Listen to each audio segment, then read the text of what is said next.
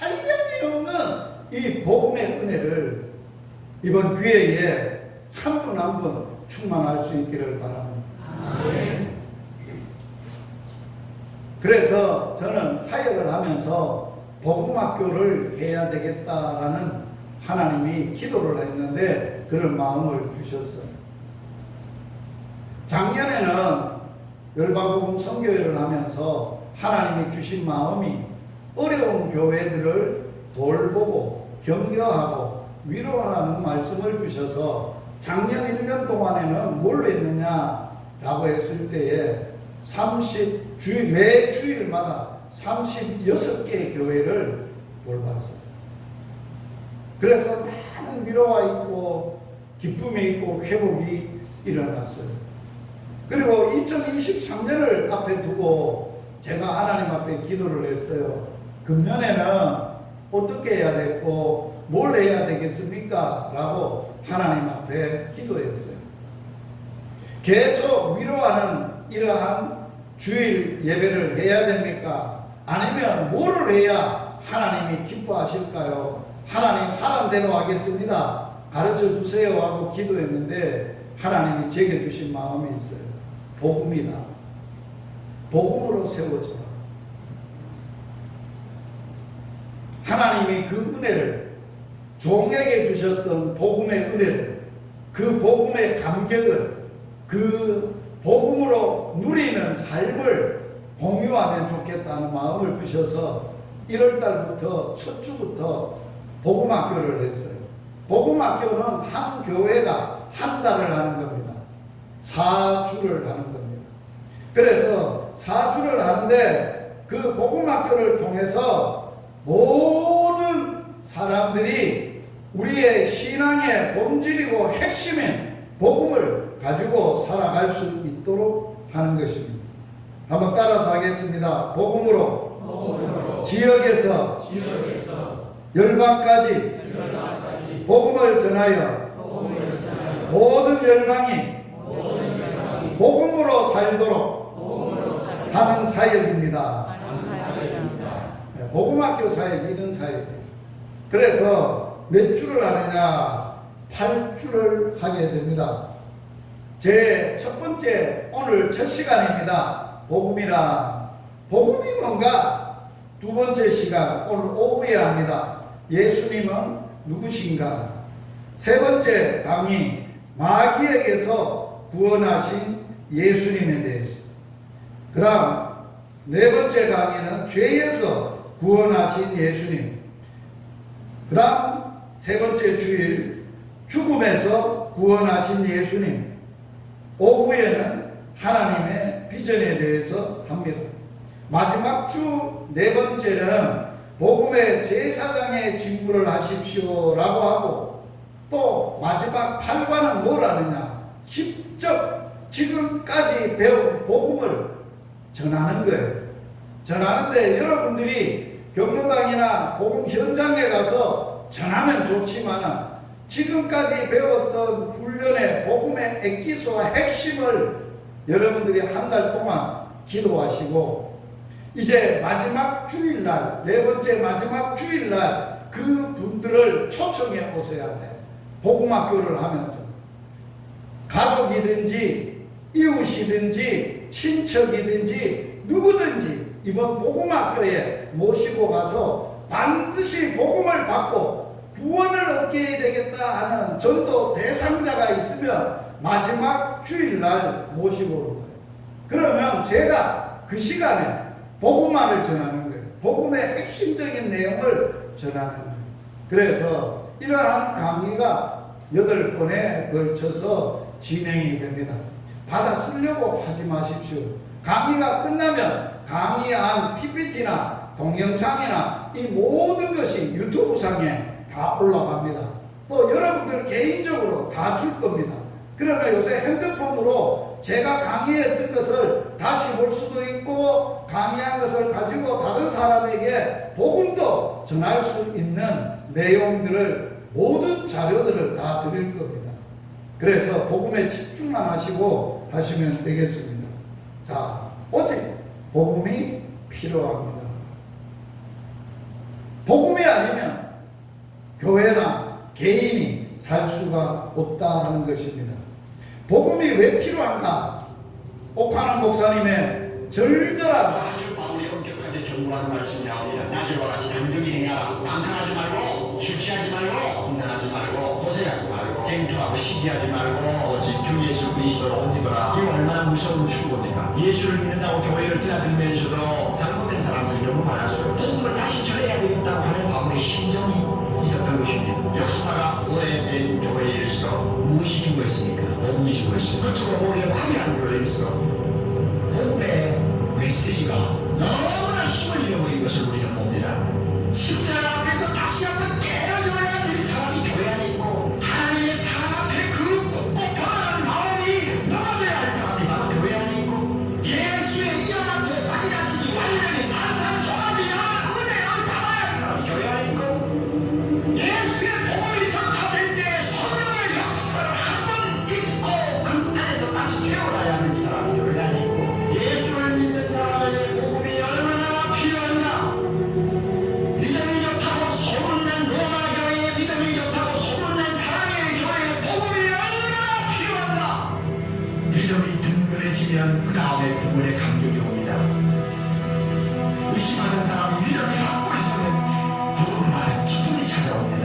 진리를 깨닫지 못하는 자들이 진리를 깨닫고 그 믿음이 강해지면 구원받은 감격이 마음속에 솟아오르고, 복음을 들어라, 복음을 묵상하라, 복음 속에 잠겨서 예수 그리스도를 마음속에 모시고 살아라. 하나님이 너를 얼마나 사랑하는가를 할 수 있지만, 그러면 너희가 이 세상에서 승리할 수 있을 것이다.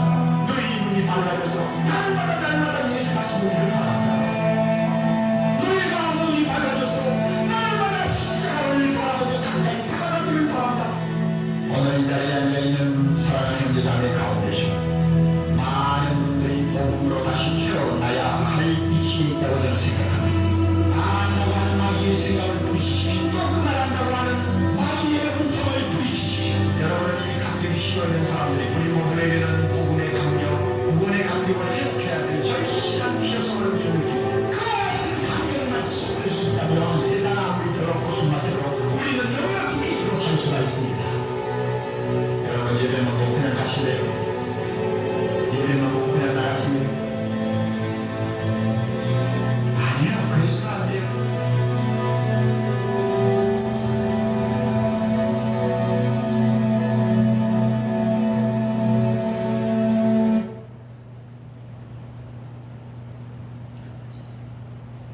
한 천국에서 지금 옥하는 목사님이 생존해 계셨을 때에 우리나라에서 최고 큰 교회라고 하는 사랑의 교회를 심무하시면서도 사랑의 교회가 복음이 절실히 필요하다, 구구절절히 피를 토하면서 외쳤던 메시지. 저는 복음 사역자로서 이 메시지를 또 듣고 또 보고 또 보고, 교회 간 교회들마다 이 메시지를 함께 나누는 이유가 있어요. 오늘도 여러분 예배만 보시고 그냥 가실래요? 지금까지 살아왔던 삶 그대로 살다가 가실래요? 그래서는 안 돼요. 정말 다시 한번 복음 앞에 거듭나야 되고, 복음의 능력, 복음의 생명, 복음의 감격, 복음의 그 놀라운 역사를 여러분의 삶 속에서 살아내야 돼요. 왜? 복음이 사람을 바꾸기 때문에 그렇습니다. 교육이 사람을 바꾸는 게 아니에요. 지식이 사람을 바꾸는 게 아니에요. 복음만이 사람을 완전한 전인격적인 온전한 사람으로 바꾸는 것이 복음이라는 거예요. 같이 한번 말씀을 읽어보겠습니다. 데살로니가전서 1장 5절 시작. 이는 우리 복음이 너희에게 말로만 이런 것이 아니라 또한 능력과 성령과 큰 확신으로 된 것임이니라. 우리가 너희 가운데서 너희를 위하여 어떤 사람이 된 것은 너희가 아는 바와 같이 아니하냐. 데살로니가 교회에 3주를 복음을 전하면서 초두에 사도 바울이 자기 자신이 복음이 얼마나 강력한 능력으로 자기를 바꾸어버리는지를 간증하고 있는 메시지예요. 복음이 오는데 개인에게, 교회에, 어떤 나라에, 어떤 지역에 복음이 임하는데 말로 이런 것이 아니라는 거예요. 복음은 오는데 어떻게 오느냐? 따라서 합시다. 복음은 능력과 성령과 큰 확신으로 임하신다. 복음이 올 때 성령을 통해서 강력한 능력을 가지고 큰 확신으로 사람에게 임한다. 여기에 임한다, 이룬다라는 것은 뭘 의미하느냐? 헬라 원어로는 진지를 완전히 장악하고 정복해 버린다, 그런 뜻이 있어요. 복음이 내 개인의 영혼과 삶과 신념과 모든 생각과 이론과 가치관을 성령과 강력한 능력으로 우리를 사로잡는다는 거예요. 임한다는 거예요. 우리를 완전히 장악해 버린다는 거예요. 복음에 장악된 사람은 어떤 사람으로 바꿔지느냐? 확신의 사람으로 바꿔집니다. 내가 누구며, 내가 뭐하고 살아야 되며, 내가 이 일을 하고 마지막에 하나님 앞에 갔을 때 하나님이 내게 주신 상이 뭔지를, 인생 전체를, 삶 전체를 확신을 가지고 산다는 거예요. 희미한 게 아니에요. 미래가 불투명한 게 아니에요. 주님 앞에 섰을 때에 내게 주신 은혜가 불투명한 게 아니에요. 확신한 사람. 몰라요. 지금 현재 이 시대는 불확성실한 시대에, 불확성실한 사회 속에, 삶 속에 불안정하게, 불안하게 사는 시대. 복음이 임하면, 복음의 능력이 임하면 세상의 그러한 삶들을 다 확신으로 바꿔진다는 거예요. 그래서 사도 바울이 자기가 그렇게 복음을 받았을 때 자기가 어떻게 됐다고요? 어떤 사람이 된 것을 너희 아는 바와 같이 아니하냐? 그대들이 나 알지 않느냐? 사도 바울 나 알지 않느냐? 사도행전 7장에 보면 스데반을 죽을 때 죽이는 사람이었고 증인이었고 그 옆에 있었던 박해자였고 포행자였고 예수에 대해서는 대적자였고 악한 사람으로 살았던 난데, 내가 그분을 만나고 그 복음을 받고 내가 복음을 전하는 사람으로, 확신의 사람으로 바꿔줬다. 여러분의 삶에 놀라운 터닝 포인트가 있다면 복음이어야 합니다. 그래서 사도 바울은 간증을 이래야 합니다. 내가 예수 만나기 전에는 이런 사람이었는데 진짜 예수 만나고는 이런 사람으로 내가 내 자신이, 사람이 바꿔졌고 삶이 바꿔졌다. 그런 간증이 진짜 복음의 간증이에요. 그냥 이적과 기적과 체험과 변화한 거 간증하는 게 아니라 내 예수 만나 내가 사람도 바꿔줬고 삶도 바꿔줬고 가치관도 바꿔줬고 인생의 목적도 바꿔줬다. 뭐가 나를 이렇게 바꿨다고요? 복음이. 복음만이 대한민국을 바꿀 줄 믿습니다. 지금요 통일하지만은요 북한하고 지금 상태에서 통일되면요 대단한 혼란이 옵니다. 무시무시한 재앙이 임합니다. 왜? 하나가 안 돼. 통일은 하나가 돼야 되는데 왜 안 되느냐? 북한의 가치관과 삶과 스타일과 모든 것과 우리 남한에 있는 사람하고 안 맞는 거예요. 전혀 가치관이 다른 거예요. 그냥 통일된다고 되는 게 아니에요.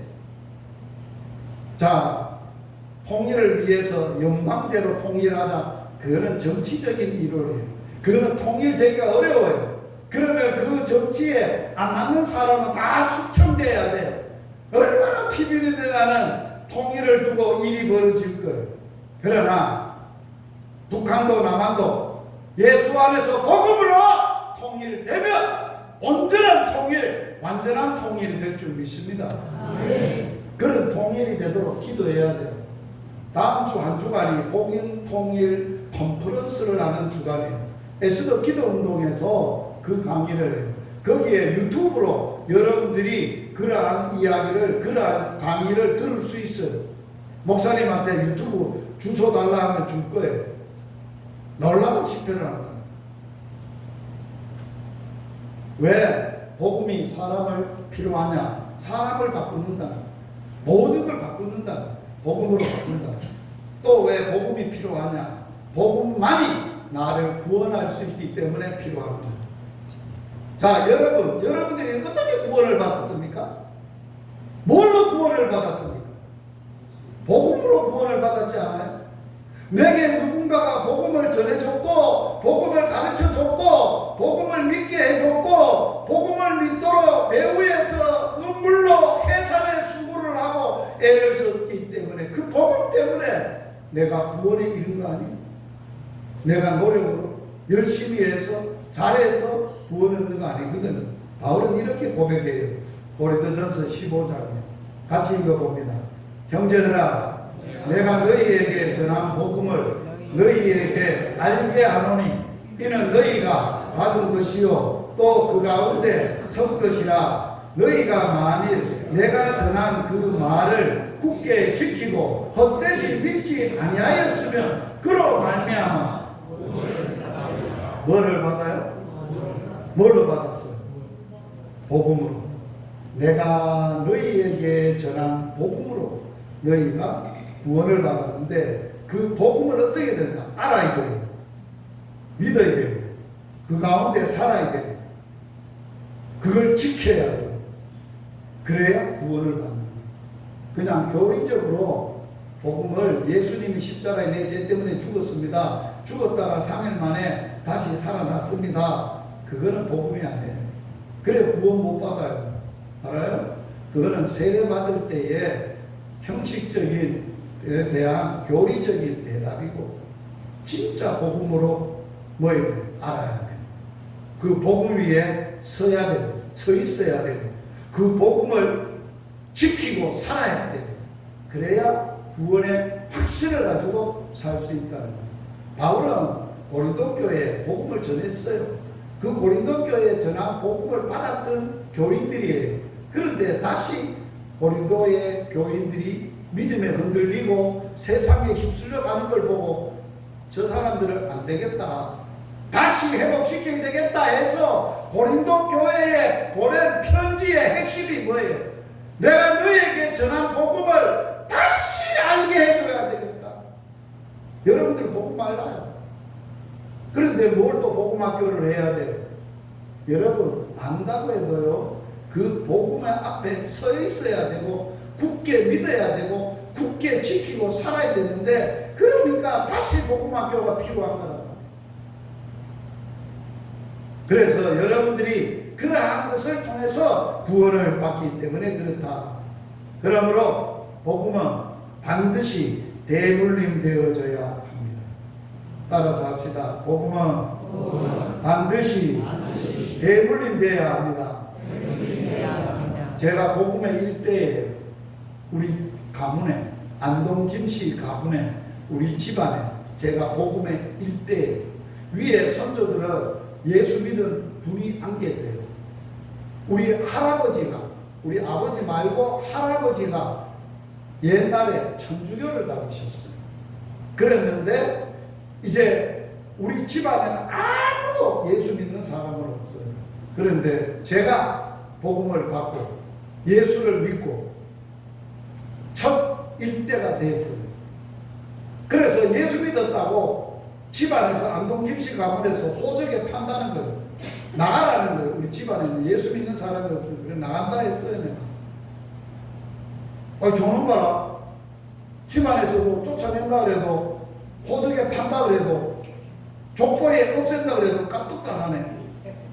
지금은 몰라서 그러시지만 나중에는 어르신들 다 예수 안에 들어올 겁니다. 복음을 믿어야 살고 행복합니다. 그래서 지금은 우리 가문에 저를 비롯해서 목사가 있고요, 장로님 수로 가고요, 권사님, 집사님에서 100여 명이 넘어요. 동네에 교회가 세워졌어요. 이게 복음의 능력이 놀랍잖아요.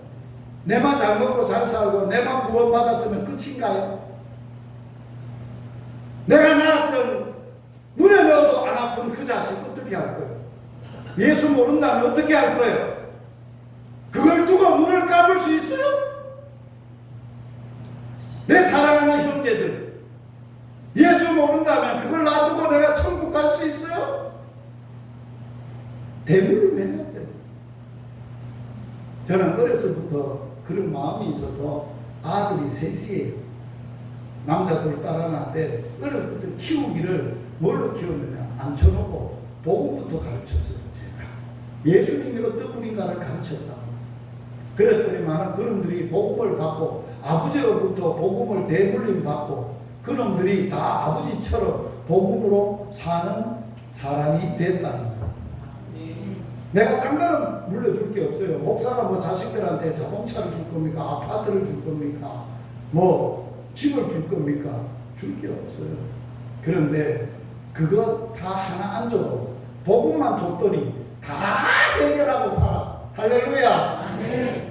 여러분 복음만 주면 돼. 자식들한테 그거 대물림해야 된다는 거예요. 바울은 자기가 이 땅에 와서 장가를 안 갔어요. 육신의 자식은 없어요. 그런데 복음으로 낳은 아들이 있어요. 그 아들이 디모데예요. 디모데에게 이렇게 글을 써서 편지를 써서 디모데에게 보냈어요. 같이 한번 읽어봐요. 내 아들아. 바울이 하는 말이거든요. 육신의 아들이 아니거든요. 디모데를 복음으로 낳은 아들을 표현하기를 내 아들아. 같이 읽습니다. 시작. 내 아들아. 그러므로 너는 그리스도 예수 안에 있는 은혜 가운데 강하고 또 너가 많은 증인 앞에서 내게 들은 바를 충성된 사람에게 부탁하라. 그들이 또 다른 사람을 가르칠 수 있으리라. 자, 봅시다. 바울 일대 대물림이 됐습니다. 누구한테? 디모데. 또 디모데에게 누가 어떻게 하래요? 충성된 사람.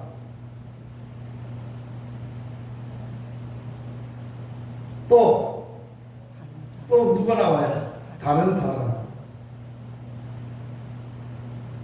자, 여기에 바울이 이 말씀 가운데 강조하는 게 복음에 몇 대가 나와요? 4대가 나와요. 4대. 복음은 수천 대에 걸쳐서 하나님의 은혜로 흘러가야 되고 대물림 돼야 되는 거예요. 할렐루야. 대한민국에 복음이 선교사가 복음을 가지고 전해준 세월이 130년, 140년 돼요. 그동안에 수많은 자녀손들이 그 사람들이 그 선교사들을 이 땅에 와서 복음을 대물림하고 또 우리가 대물림하고 또 대물림하고 가야 된다는 거예요. 따라서 한번 해보세요. 나는 자식에게 복음으로 대물림하고 가겠습니다. 하나님 앞에 약속하세요. 내가 복음을 주고 가야 돼요. 내가 복음으로 살았던 그 복음의 능력으로 살았던 그 복음의 능력이 얼마나 놀랍고 풍성하고 힘있고 능력있고 세상이 감당할 수 없는 그런 믿음의 사람으로 살았던 그 복음을, 그 삶을, 그 신앙을 대물림하고 가야 됩니다. 복음은 뭐길래? 복음이 뭡니까? 자, 따라서 합시다. 복음은 하나님의 복음입니다. 자, 이 땅에 사람들에게 참 하나님의 복음을 전한 사람이 누굴까요? 이 땅에 하나님이 창조 이래 하나님이 세상을 만든 이후에 참으로 이 땅에 오셔서 사람으로 오셔서 그 사람들에게, 이 땅에 살고 있는 사람들에게 하나님의 복음을 전하신 분이 누구예요? 예수님이에요. 마가복음 1장 14절 15절에 보면 예수님이 이 땅에 오셔서 처음으로 이 세상 사람들에게 전했던 첫 메시지가 뭐냐? 하나님의 복음입니다. 뭐라고? 하나님의 복음을 전파하였다. 누가 전했어요? 뭐를 전했어요? 하나님의 복음을. 그래서 복음의 근원 뿌리는 하나님입니다. 그래서 복음을 뭐라 그래요? 하나님의 복음이라고 합니다. 할렐루야. 여기 하나님의 복음이라는 말의 영구를 보면, 어원을 보면은 하나님으로부터 온 것이다, 또는 하나님께서 마련한 복음이다 라고 할 수 있어요. 이 본문의 단어의 뜻이 하나님의 복음이라는 단어의 의미가 원어적으로 보면 하나님으로부터 온 것, 하나님이 마련한 복음, 그것이 하나님의 복음이 뭐로 쓰여져 있느냐? 소유격으로 쓰여져 있어요. 주격, 소유격, 동사 이런 게 있잖아요. 소유격이라는 말은 뭘 어떤 의미가? 기원이라는 의미를 가지고 있어요. 복음의 기원은 하나님이고 하나님의 복음이 기원이라는 것을 의미한다는 거예요. 하나님으로부터 온 것, 하나님이 마련하신 것, 하나님으로부터 시작된 복음, 하나님이 복음의 근원이 되시는 분이다, 그런 뜻이에요. 그래서 우리는 하나님으로부터 나온 것이고 그 근거가 하나님께 있다는 말씀이에요. 그러므로 우리를 창조하신 하나님께서 우리를 사랑하셔서 우리를 위하여 주도적으로 구원의 길을 만드신 분이시다. 따라서 합시다. 세상을 만드신 하나님이 나를 사랑하셔서 나를 구원하시려고 하나님의 주도적으로 구원의 길을 마련하신 것이 하나님의 복음이다. 할렐루야.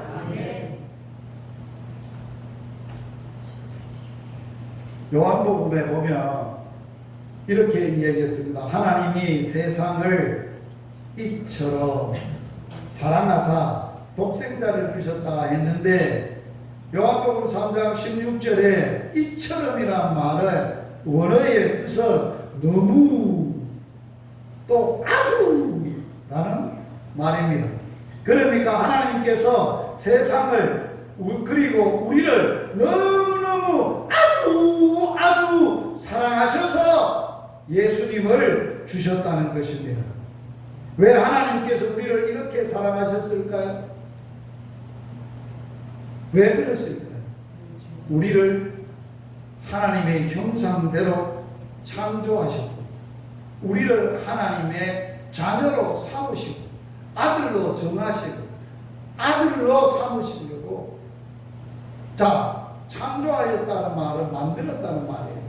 여러분들이, 부모들이 자녀가 자기 몸에서 자기들이 둘 부부가 사랑해서 자식을 낳았는데 참으로 그 자식을 바라볼 때마다 자기를 닮은 게 생긋생긋 웃고 아빠 그러면 놀라워. 내 눈에 넣어도 안 아프고 내 모든 걸 다 줘도 사랑하는 자식이에요. 하나님이 그렇다는 거예요. 그래서 우리를 하나님께서 멸망하는 것을 두고 못 본다. 그래서 영원한 생명, 영생을 얻도록 우리를 구원해 주시려고 예수님을 보내주셨다는 거예요. 이게 복음이에요. 할렐루야. 그러면 이 하나님의 복음이, 하나님으로 시작된 복음이 이 땅에 누가 시작을 하셨다고요? 누가 시작을 했어요? 예수님이 시작을 하셨어요. 마가복음 1장 1절이 이렇게 시작을 해요. 마가가 예수님을 소개하면서 이렇게 소개해요. 같이 한번 읽어볼까요? 하나님의 아들 예수 그리스도의 복음의 시작이라. 자, 마가는 예수님을 생각할 때마다 그분이 어떤 분인가를 써야 되는데, 처음에 마가복음을 시작하면서 마가를 쓰는 이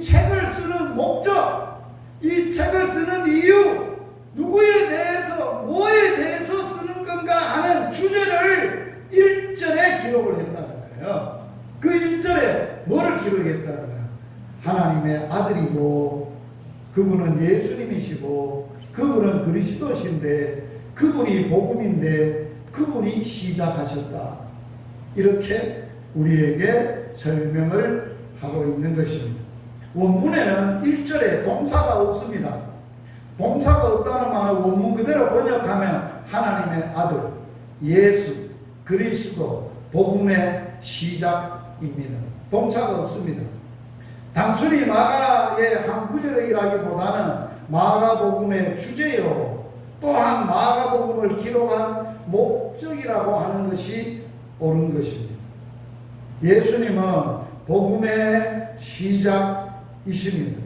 여기서 하나님의 아들, 예수, 그리스도, 복음, 이게 동격입니다. 동격이라는 말은 복된 소식, 복음 자체가, 복음이 뭐냐? 예수가 하나님의 아들이고 예수가 그리스도라는 게 복음이라는 것을 설명합니다. 이게 마가복음 전체의 소식이라 하는 것. 그래서 복음의 시작이라는 말이 나와요. 여기 시작이다.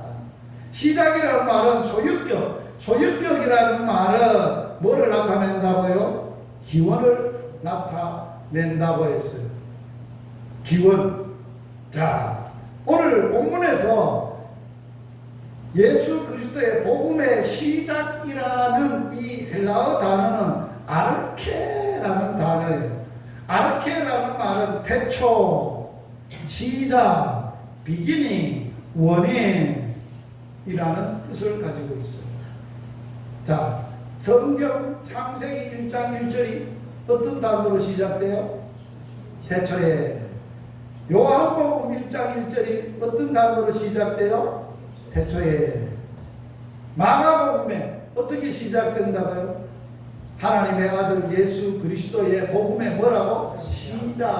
시작이라는 말은 태초에라는 말의 뜻이고 시작이라는 말입니다.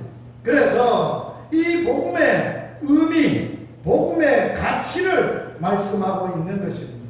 그래서 하나님이 태초에 천지를 창조하셨다면 하나님의 아들 예수 그리스도의 복음의 시작이라는 이 시작은 재창조를 시작하러 오셔서 예수를 통하여 온 세상과 사람과 모든 것을 새로운 피조물로 창조하시고 우리가 예수로 말미암아 새로운 피조물이 되도록 구원하시는 창조의 구원을 하러 오셨다는 거예요. 그게 시작이랍니다. 할렐루야. 창조의 시작은 창조의 아버지 하나님이시지만 복음의 시작, 구원의 시작, 하나님 나라의 시작은 예수님이라는 거예요. 할렐루야. 새로운 사역의 시작이라는 거예요. 따라서 합시다. 그러므로 내 인생의 시작은 예수님이 되어야 된다. 아멘.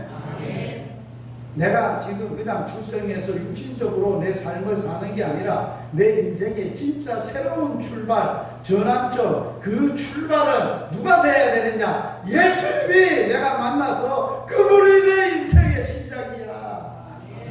그럴 뿐만 아니라 그분이 시작될 뿐만 아니라 알파와 오메가, 마지막이 내 인생의 마지막도 그분이 돼야 된다는 거야. 아멘. 오늘 말씀은 사도 바울이 복음을 받은 사람 아니에요. 예수 만난 사람 아니에요. 평생을 복음 전하다가 주님 앞에 순교하신 분 아니에요. 그분이 복음에 대해서 로마서에서 우리에게 이렇게 설명해요. 같이 읽어봅니다. 시작. 복음은 하나님이 선지자들을 통하여 그 아들에 관하여 성경에 미리 약속하신 것이라. 그 아들에 관하여 말하면 육신으로는 다윗의 혈통에서 나섰고 성결의 영으로는 죽은 자들 가운데서 부활하사 능력으로 하나님의 아들로 선포되셨으니 곧 우리 주 예수 그리스도라. 바울은 복음을 설명할 때 요거는 설명이에요. 요까지는 설명이에요. 복음을 설명한 내용이에요. 요거를 쏙 빼버리면 바로 복음은 곧 우리 주 예수 그리스도라. 이게 복음이라는 걸 바울이 우리에게 설명한 복음을. 그런데 복음은 어떻게 돼야 진짜 복음이냐라는 과정을 설명한 것이 오늘 본문의 내용이에요. 그걸 우리가 잘 알아야 돼요. 자, 정리를 해볼까요? 자, 복음의 근본 시작은 누구의 복음이라? 하나님의 복음이라. 그 복음을 이 땅에 사람들에게 시작하신 분이 누구라? 예수 그리스도라. 그 예수님을 만난 사람 사도 바울이 복음은 예수 그리스도라 라고 우리에게 전해주면서 그분은 갑자기 오신 분이 아니라는 거예요. 복음은 갑자기 나타나는 게 아니에요. 심출기몰하게 놀라운 사건으로 오는 게 아니에요. 복음은 어떤 것이냐라고 할 때 유앙겔리온 단어적인 뜻입니다. 기쁜 소식, 복음. 자, 요거는 생각하고 성경에서 말하는 복음의 뜻을 우리가 같이 읽으면 누가복음 2장 10절에서 11절 여기서부터 있습니다. 자, 시작. 내가 온 세 백성에게 미친 큰 기쁨의 좋은 소식을 너희에게 전하노니 오늘 날 다윗의 동네에 너희를 위하여 구주가 나셨으니 곧 그리스도 주시니라. 할렐루야. 이 세상에 예수님이 오신 것이 모든 백성, 모든 사람, 늙었든지 젊었든지 언어가 같든지 들으든지 어떤 남자든지 병들었든지 부자든지 누구든지 모든 사람에게 좋은 소식이야. 최고의 소식이야. 할렐루야. 그분이 구세주니까, 나의 구원자니까, 그분이 나를 구원하셨으니까. 할렐루야. 그런데 좋은 소식도 전쟁에서 이겼다 하는 소식이 좋지만, 이긴 사람에게는 좋지만 진 사람에게는 좋은 소식이 아니야. 내가 대학에 입학을 해서 붙었다 그러면 그게 붙은 사람에게는 친척들에게 좋은 소식이지만 떨어진 사람에게는 좋은 소식이 아니야. 내가 돈을 많이 벌었다, 내게는 좋은 소식이지만 다른 사람에게는 배아픈 소식이야. 그러나 어떤 사람 누구에게, 어떤 사람에게도 가장 좋은 소식은 구주다. 구주가 나셨는데 곧 예수가 그리스도다. 구세주다. 그분이 주님이시다. 구세주가 그리스도 주시리라. 그분이 내 인생의 주인이시다. 그분이 나의 구원자이시다. 그런 뜻이에요. 그래서 오늘 사도 바울은 복음에는 반드시 네 가지의 요건이 필요하다고 가로친 부분을 설명을 네 가지로 정리할 수 있어요. 첫째, 뭐라고 해요? 복음은 뭐 해야 돼요? 반드시 뭐 해야 돼요? 육신을 입어야 돼요. 성육신 해야 돼요. 육신을 입어야 돼요. 두 번째, 뭐 해야 돼요? 죽음을 경험하셔야 돼요. 세 번째는 뭐가 있어야 돼요? 부활하셔야 돼요.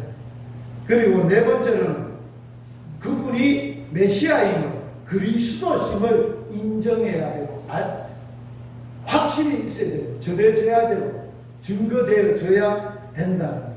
자, 사도 바울은 오늘 본문에서 성육신 할 것을 누구를 통해서 약속하신 분이라고 설명해 놨어요? 선지자들을 통해서 약속되신 분이다. 할렐루야. 자, 아브라함도 선지자예요. 모세도 선지자예요. 이사야, 예레미야 다 선지자예요. 구약에 수없는 사람들이 통해서 모세와 선지자와 시편의 글을 통해서 이 땅에 구세주가 올 것을 약속했어요. 그래서 구약 성경을 뭐라고 해요? 구약, 옛날 선지자를 통해서 주신 약속. 누구를 주시겠다는 약속? 예수 그리스도 메시아를 주시겠다는 약속. 40명 이상의 선지자들이 책을 쓰고 수천 년에 걸쳐서 예언을 했지만 그게 다 통일돼 한 분에게 집중돼. 누구에게? 예수 그리스도에게 집중이 돼. 아브라함은 하나님이 약속을 하셨는데 선지자들을 통하여 약속하신 것인데 뭘 약속했어요? 자손을 약속했어요. 그 아들 이삭에게도 자손을 약속했어요. 그 아들 야곱에게도 자손을 주리라 약속을 했어요. 그리고 유다, 야곱의 12아들이 있는데 12아들 중에 한 사람 누구를 통해서 이 땅에 메시아가 오느냐? 유다예요. 유다를 통하여 통치자, 지팡이, 실로, 평화의 사자, 구세주가 올 것을 약속하셨어요. 그리고 누구를 통해서 했느냐? 다윗. 야곱의 12아들 중에 유다 지파에 다윗을 통해서 하나님의 나라를 세울 왕을 이 땅에 보내실 것을 예언하셨어요. 그래서 이 땅에 마태복음 1장 1절에 보면 아브라함과 다윗의 뭐라고 소개했어요? 자손 예수 그리스도라. 할렐루야. 다윗은 마태는 족보를 중심으로 유대인들에게 예수를 소개하는 거예요. 예수를 소개하는데 뭘로 소개한다고? 족보로 소개하면서 누구의 족보를 얘기한다고? 아브라함과 다윗의 족보를 쓰는 거예요. 족보로 소개했어요. 그러면 이 자손이라 다 했는데 구약에 약속된 자손은 누구인가 하는 걸. 자, 누구인가? 자, 자손은 곧 예수 그리스도라고 사도 바울이 복음을 우리에게 전해주고 있어요. 같이 한번 읽어봅니다. 갈라디아서 3장 16절 시작. 이 약속들은 아브라함과 그 자손에게 말씀하신 것인데 여럿을 가리켜 자손들이라 하지 아니하시고 오직 한 사람을 가리켜 너 자손이라 하였으니 곧 누구라고? 그리스도. 할렐루야. 복음이 수천 년에 걸쳐서 아브라함으로부터 수많은 사람들을 걸쳐서 약속된 분이 그리스도라고. 그리스도. 아멘. 그분은 반드시 이 땅에 구세주로 오는데 뭐를 해야 돼요? 성육신. 오늘 본문에 뭐예요? 어디에서 나섰다고? 다윗의 혈통에서. 혈통이 뭐예요? 몸을 입고 온다는 거예요.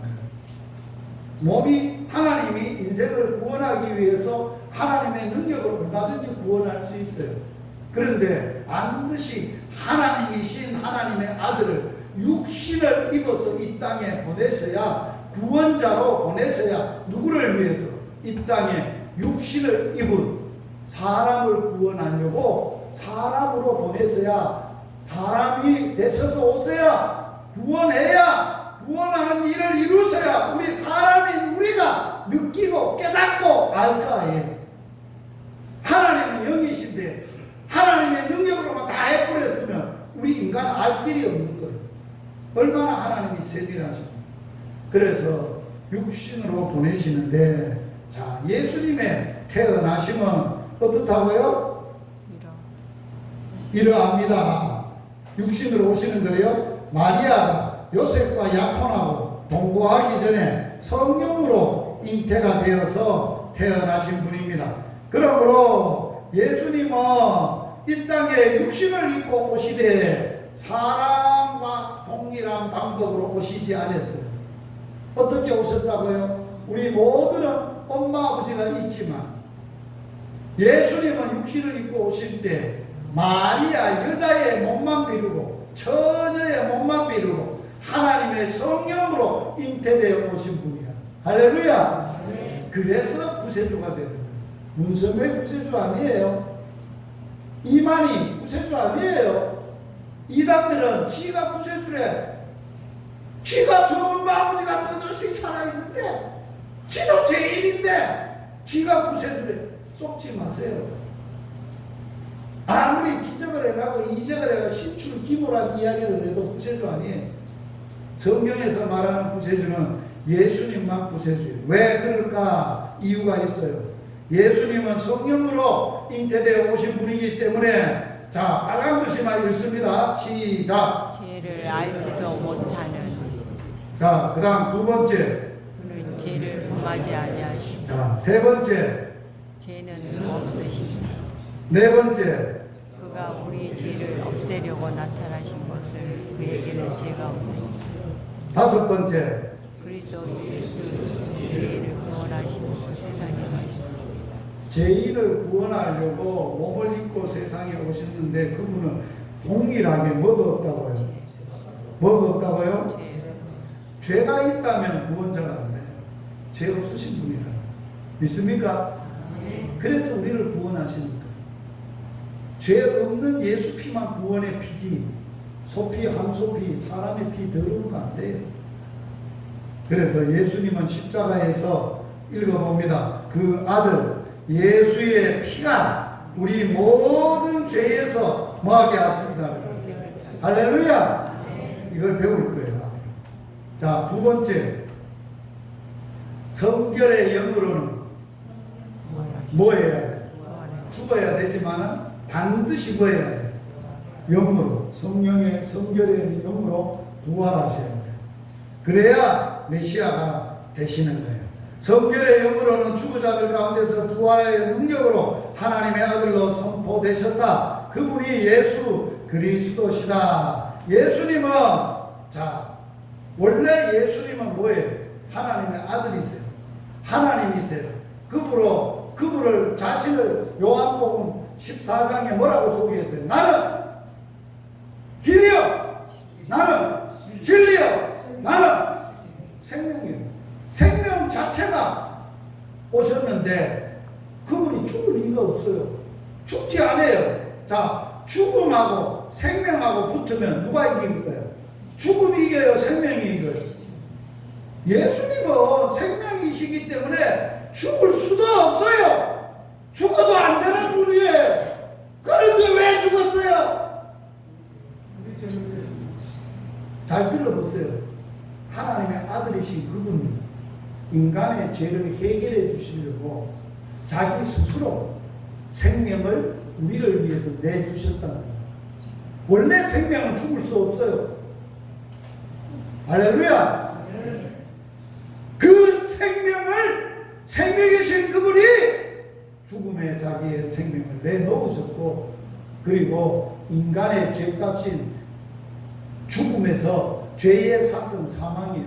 완전히 죄값을 청산하시고 3일 만에, 3일이면 모든 죽음으로 죄는 청산이 돼요. 깨끗하게 해결이 되는 거예요. 그리고 그분은 뭐예요? 3일 만에 다시 살아나셨어요. 살아날 수밖에 없어요. 뭐가? 대신하셨기 때문에.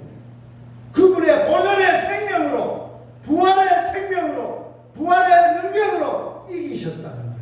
살아나셨다는 거예요. 할렐루야.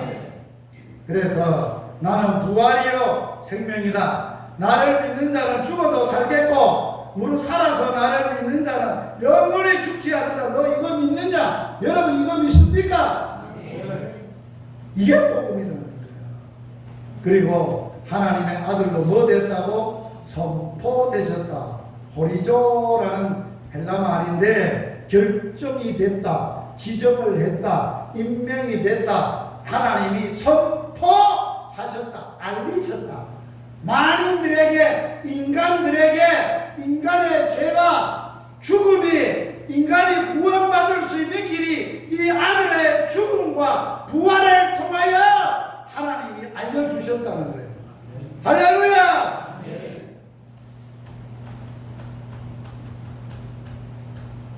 그래서 결론입니다. 같이 한번 읽어보겠습니다. 시작. 예수님이 그리스도이심을 아는 것입니다. 또한 예수님이 나를 구원하기 위하여 무엇을 하셨는가를 아는 것입니다.